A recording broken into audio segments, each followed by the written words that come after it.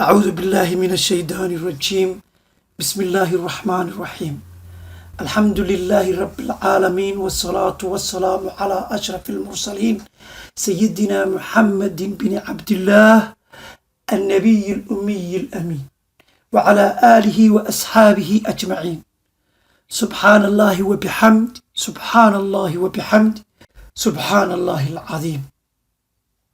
رب اشرح لي صدري ويسر لي أمري واحلل عقدة بلساني يفقه قولي. أما بعد، السلام عليكم ورحمة الله وبركاته. waxaa arkaynaa marka in bini aadanka ay dib ugu laabteen oo ay isticmaalayaan cilmigii ay hore u lahaayeen ee ku habboonaa ee ku aadanaa in ay ku dirsaan xaaladan cusub ee caalamku galay, iyadooy rajaynayaan in cilmigan ama cilmiga bini aadinka oo la isku daray oo laisu geeyey in looga gudbi karo marxaladan adduunka hore imaatay. waxaan la inkiri karin in ay jiraan waxyaabo bini aadinka u sahlan oo ay si fudud u xaliyaan, iyo kuwo ku qaata waqti dheer oo procedure dheer ku qaata, iyo kuwo weligoodba aysan xalin oo markaas aysan awood u lahayn in bini aadinku uu xaliyo. si kastaba ha noqotee, marka laga soo tago cilmiga caafimaadka iyo ka teknolojiga ee adduunku gaaray qarniyadii lasoo dhaafay, sida qarnigii 19aad, kii 20aad iyo kan 21aad ee aan ku jirno, adduunku waxaa la oran karaa wuxuu ku tallaabsaday tallaabooyin aan la inkiri karin. ha noqoto xagga qallinka, ha noqoto xagga barashada microorganismka oo ah microorganism waa waxyaaba indhaha aysan qaban laakiin microscope-ka lagu arko. ha noqoto barashada cudurrada faafa, waxay u muuqataa inay bini aadinku ka horumareen. of course, wax walba oo bini aadinka ay ku maxaa la yirahdaa ku guulaystaan ama ay ku horumaraan, waxay ku dhacdaa xukunka iyo ogolaanshaha allahu subxaanahu wa tacaala. laakiin waxaan ka wadaa, markaan taariikh ahaan bini aadin ahaan isu kortaagno, waxaa jiro jirooyin bini aadinka ay ka guulaysteen, qaar ay barteen sida loo daweeyo, qaar ay barteen sida loo hakiyo, iyo kuwo kale oo ay barteen sida maxaa la yirahdaa looga hortago, kuwaasoo kulligood halis ku ahaa jiritaanka bini aadamka. tusaale haddaan idinka siiyo, waxaa ka mid ah cudurkii kolera oo daacuun dadka intiisa badan inay u yaqaanaan, oo ay sababto bacteria loo yaqaana vibrio cholera. waxaa kaloo ka mid ah cudurradaas lala dagaalamay, laga hortegay, cudurka furuqa ama smallpox oo isagana uu sababo virus loo yaqaano variola virus. waxaa kaloo ka mid a cudurka aan wada naqaano, soomaalida aad ku taqaano, TB, tuberculosis, cudurka qaaxada oo iyadana ay sababto bacteria loo yaqaano bacilli tuberculosis. laakiin saddexdan bilood ee cudurkan COVID-19 uu socdo, ee xabsigana wada geliyey, xabsi guri uu dadka intiisa badan geliyey, culimada sayniska adduunka weli ma u suuragelin in ay sameeyaan wax looga hortegi karo ama lagu daaweyn karo cudurkan coronaviruska. si kale haddaan u dhigo, 100kii sano ee ugu dambeysay, cudurrada bini aadinka masiibada ku ahaa ee dhibayay bini aadinka ee dad badan ka leynaya waxay ahaayeen cudurro ka yimaada microorganismkaas, ama bacteria ha noqoto ama virus ha noqoto. Runtii waxaan websiteka sometimes ku arkaa ama marka qaarkood dad isku khaldaya bacteria iyo virus. waa laba shay oo kala duwan. bacteria inta badan bini'aadamku ka adag yahay, viruskana barashadiisa ilaa iyo haddaa lagu jiraa, qaarna waa laga adag yahay, qaarna haddaa la baranay. waxaan rabaa inaan idin caddeeyo in aan rumaysnahay in daawo loo heli doono cudurkan insha allah, yacni in daawadiisa ay imaan doonto. waayo waxaan rumaysnahay xadiiskii abu hureyra radi allahu can laga soo wariyey uu rasuulku ku yiri sala allahu calayhi wasalam, ilaahay jiro ma soo dejinin ilaa uu soo dejiyey daawadeeda ma ahe. insha allah daawo way imaan doontaa.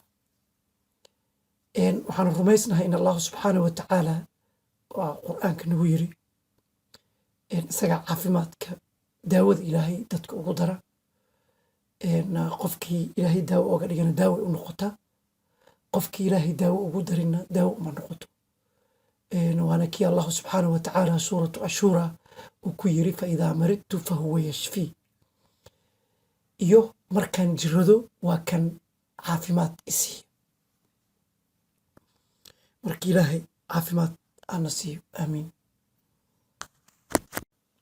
mawduucan inaan ka hadlo marka waxa igu qasbay waxaa waaye waxaan arkay dad badan oo u haysta in sidan oo kale sida coronaviruska hadda adduunka u galayo oo kale weligeed aysan adduunka ka dhicin, oy tahay marxalad cusub oon hore loo arkin oo adduunka ka dhacday. yacni haddaad fikraddaas qabto waa fikrad qaldan. waxaana rabaa inaan ku tuso in adduunka sidan oo kale ay ka dhacday.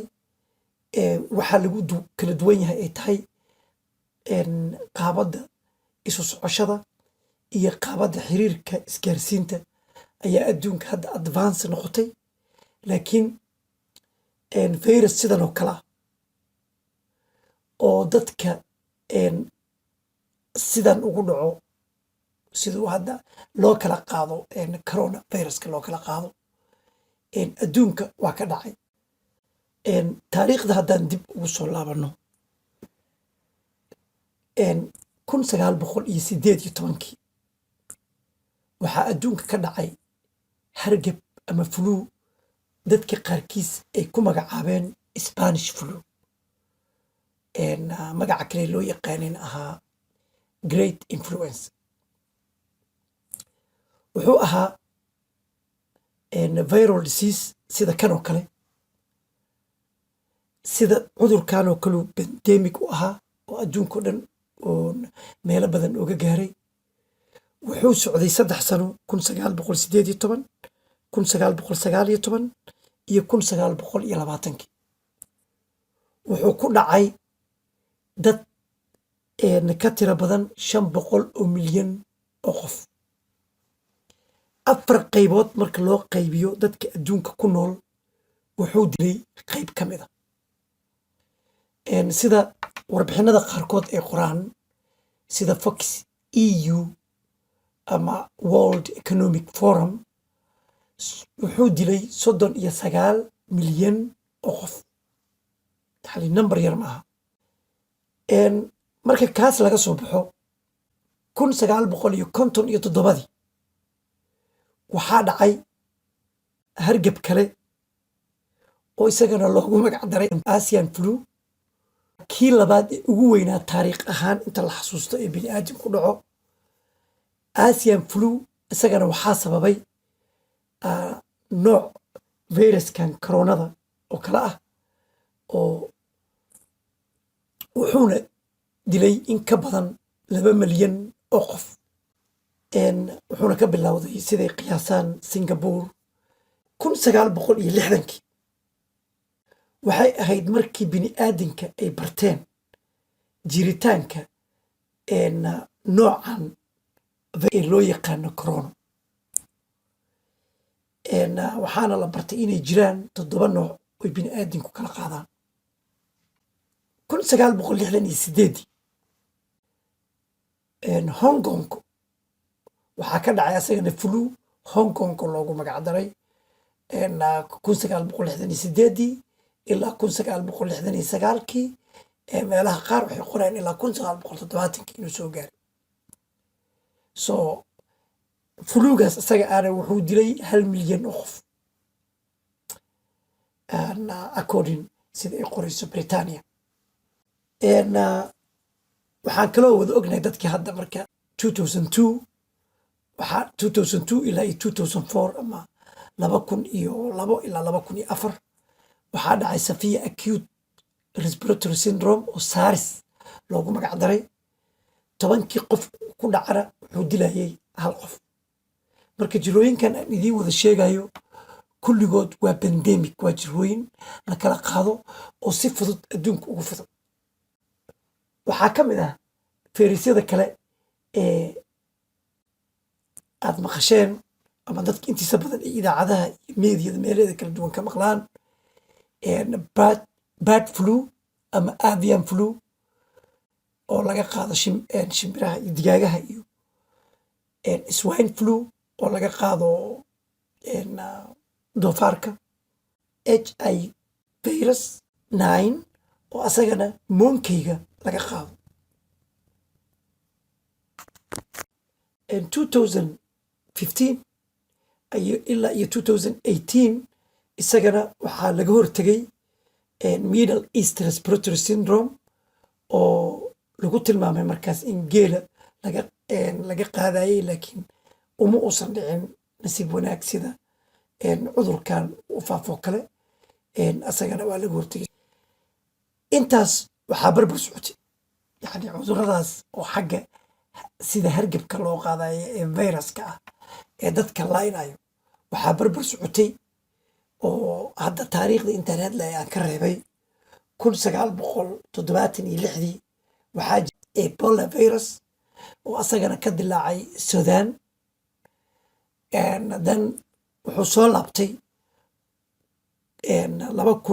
2012 oo asagana haddana lagu arkay Uganda, ilaa markii dambe uu haddana kusoo laabtay Uganda iyo wadamo badan oo Afrikaana 2016. waxaa kaloo barbar socday furuq ama smallpox oo taariikhdiisa aan ka soo booday oo asagana qarniyo hore lagu tilmaamay inuu soo bilowday qarnigii 3aad, haddana soo laabtay qarnigii 20aad ilaa markii dambe 1980 la cirib tiray oo la bartay sida loo daawey. marka wixii nooga imaada xawayaanka ayaa la yidhaahdaa zoonotic disease, ama bacteria ha noqoto ama virus ha noqoto ama fungi ha noqoto, waxyaabaha aan la arkin waa kuwaas hadda aan idiin sheegay. marka waxaa aad muhiim u ah in uu qofku fahmo in cudurkan coronavirus ee adduunku ka cabaadayo inuu yahay cudur aad halis u ah, si fududna loo kala qaado, in laga kacana ama laga bogsoodana ay aad u adagtay. yani si fudud aa u qaadi kartaa, inaad ka kacdana aad ayay u adagtahay. daawo looma hayo. xaaladda noocan oo kale markii aan galno ama aan ku jirno waxaa nalooga baahan yahay ama qofka isxafidayo looga baahan yahay in uu ka dheeraado ama uusan dhegaysanin dadka nooca loo yaqaano unrealistic optimism, oo ah dadka nooc ka mid ah oo ku hadla hadallo ku siinaya rajo aan macquul ahayn, because hadalladaas rajada ku gelinaya macquulkana aan ahayn waxay kaa qaadayaan baawarkii allahu subxaana wa tacaala ku siiyey uu kugu nimcaystay si aad diintaada iyo naftaadaba ku daafacdo. dadkaas markay hadlayaan waxay u hadlaan si yar oo u muuqata inay tahay positive laakiin aan positive ahayn. waxay yidhaahdaan waxay ku dhahayaan misal cudurkan waa cudur iska yar hadduu dhammaanaya, yani dadkaa buubuuniyeen wax weyn ma aha, waa laga kacaya. marmarka qaarkood waxay isticmaalaan, yani waxay ku dhahayaan hadday rabaan ilaahay tala saaro way fiic saarato, laakiin dadkan waxaysan aqoon u lahayn oo ay ka indhala yihiin oo aysan fahamsanayn brobleemka laga cabanayo inta u la-egi. waxay rabaan in brobleemka la kor istaajiyo, meeshii oo lagu dhammaanayo ay arkaan, markaas ay ku dhahaan aniga waa qaldanaye, yani arrintan sidan uma maraynin. dadka noocaasa ma aysan fahmin macnaha uu nafarayo xadiiskii rasuulka sala allahu calayhi wasalam laga soo wariyey ee ahaa geelaada dabar kadibna ilaahay tala saaro. ma aysan fahmin macnaha uu nafarayo xadiis kale oo rasuulka uu ku yiri meel hadday ka dhacdo ama ka dilaacdo cudur ka dilaaco ha gelina, haddaad ku jirteenna ha ka soo bixina, oo ah meetadka maanta adduunka uu intuu ka maarmi waayey isticmaalo magaalooyinkii iyo tuulooyinkii iyo xataa dadkii guryahooda ku xiray. marka intaasaan idiin sheegay waxay la xiriirtaa inuu qofku dadaalo intii karaankiisa ah. dadku isku dadaal ma aha, laakiin qofka inuu dadaalo intii karaankiisa ah. dadaalkaas iyadoo nala faray inaan saas u dadaalana la faray, yaa haddana waxaa muhiim ah in qofka muslimka uusan shoog isgelinin oo uusan dadaalkaas xadkiisa intuu dhaafiyo uusan shoog qaadin, oo uu rumeeyo qadarta ilaahay.